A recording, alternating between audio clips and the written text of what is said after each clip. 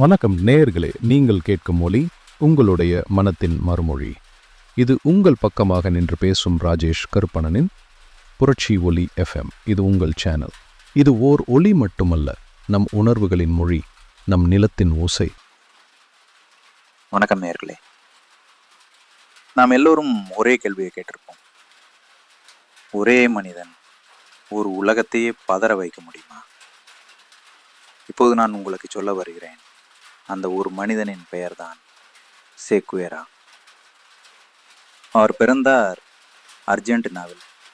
1928 மருத்துவம் படித்தார். ஆனால் அவரது மருந்து நிபுணத்துவம் கைவிடப்பட்டது.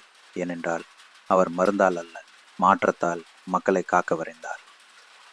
ஒரு நாள் மாட்டுச் சைக்கிளில் பயணிக்க புறப்பட்ட மனிதர் முழு லத்தீன் அமெரிக்காவையும் கடந்து ஏழை மக்களின் வழிபார்வையில் பார்த்தார். அந்த கணம்தான் மருத்துவராக அல்ல, புரட்சியாளராக பிறந்தார்.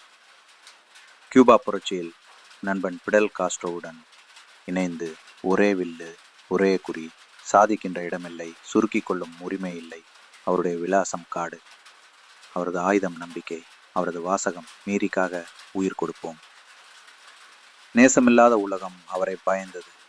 அதான் 1967 பொலிவியாவில் அவரை சுட்டது.